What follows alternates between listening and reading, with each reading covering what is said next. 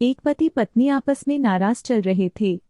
नाराजगी भी इतनी थी कि एक ही कमरे में रहते हुए आपस में एक दूसरे को बोलते तक नहीं थे। दोनों अपने अपने काम में कोई कमी नहीं आने देते। जैसे सुबह पति उठता तो पत्नी चाय टेबल पर रख जाती और ऑफिस का समय होता तो लंच बॉक्स तैयार करके देती। इसी तरह पति भी ऑफिस से आते हुए सब्जी राशन आदि लाकर रख देता। काफी दिन गुजर गए। एक दिन पति को जरूरी काम से ऑफिस में 8 बजे की जगह 6 बजे पहुंचना था, लेकिन उसकी नींद 7 बजे से पहले नहीं खुलती थी। रात को सोने के समय पति को विचार आया कि सुबह मुझे 5 बजे कौन उठाएगा।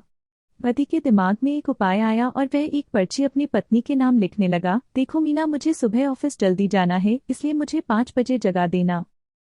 इस तरह बेफिक्र होकर सो गया। पत्नी पर्ची उठाकर पड़ी और कुछ सोचा और वह भी सो गई। सुबह पति की नींद खुली तो उसने उठकर घड़ी की तरफ देखा। घड़ी में 7 बज रहे थे। फिर उसकी निगाह तकिए पर गई तो वहां एक पर्ची रखी थी। उस पर लिखा था, जी उठ जाओ, सुबह के 5 बज गए हैं। अनपढ़ पत्नी। पति अनपढ़ पत्नी को समझते हुए, देखो शीला, कल हमें पार्टी में जाना है। तुम अच्छी तरह तैयार हो जाना और पढ़ी लिखी जैसी पोशाक पहनना, क्योंकि वहां पर सभी बड़े लोग इकट्ठा होंगे और उस पार्टी में ज्यादातर अंग्रेजी बोलेंगे।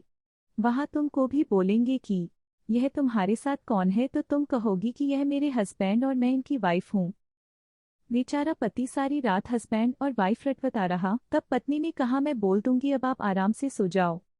सुबह उठकर नहा डैश धोकर दोनों पति डैश पत्नी पार्टी में पहुंच गए।